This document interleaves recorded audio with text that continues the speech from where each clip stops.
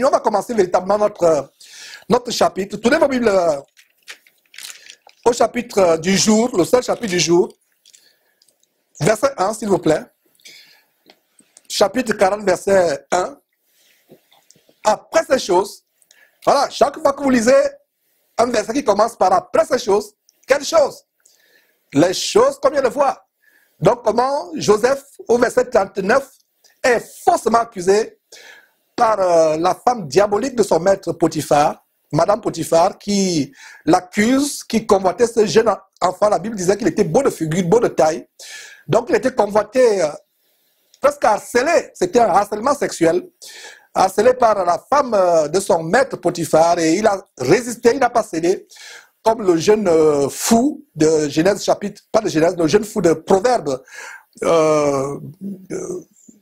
le jeune fou de Proverbes chapitre 7, qui lui, par contre, contrairement à Joseph, a été séduite par une de ses femmes prostituées, pourtant mariée, et qui a été, ce jeune s'est retrouvé mort, parce que la voix de telle femme, comme la femme de Potiphar ou la femme de Proverbes chapitre 7, peut-être cette femme est dans votre quartier, dans votre ville, cette femme est peut-être dans votre entreprise. La Bible dit en Proverbes chapitre 7 que la voie qui mène à la mort, cette femme, c'est la voie qui mène à la mort. Si vous passez par elle, vous entrez par cette porte qu'elle vous offre, c'est la porte du séjour des morts. Donc, quand elle vous ouvre cette porte, sexuellement parlant, détournez, fuyez. Et on a vu la dernière fois comment la Bible dit de fuir l'impudicité. De tous les péchés qui sont mentionnés dans la Bible, le seul péché dont on dit de fuir, c'est l'impudicité. Regardez comment l'impudicité, ou la débauche sexuelle, ou les péchés sexuels, l'impudicité est plus dangereuse que Satan lui-même. Parce que la Bible dit, résistez au diable, il fuira loin de vous. Mais s'agissant de l'impudicité, la Bible dit, fuyez l'impudicité. Si vous pouvez résister à Satan, Satan fuit devant vous. Mais s'agissant du sexe, de la débauche sexuelle, Dieu vous dit de fuir.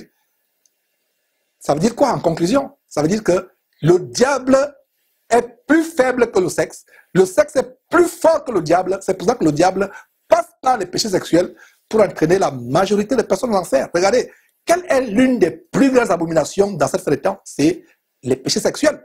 Le mariage sodomite, la sodomie, le lesbianisme. Les femmes s'enflamment de plus en plus envers d'autres femmes. Les hommes s'enflamment envers les parties anales d'autres hommes. Les adultes s'enflamment envers les bébés.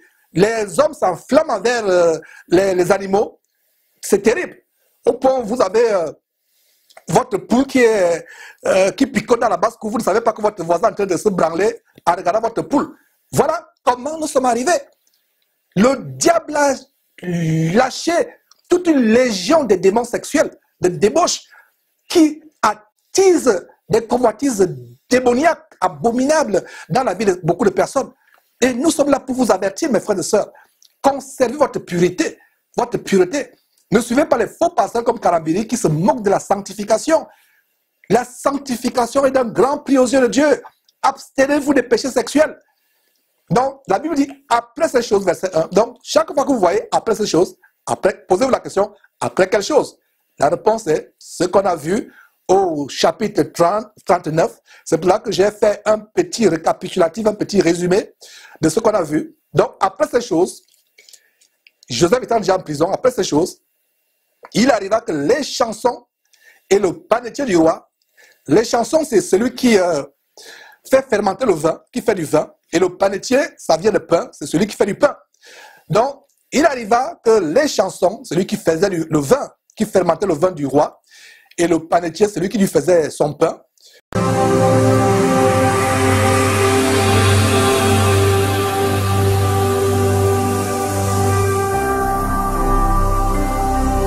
Jésus-Christ TV, vous connaîtrez la vérité et la vérité vous affranchira.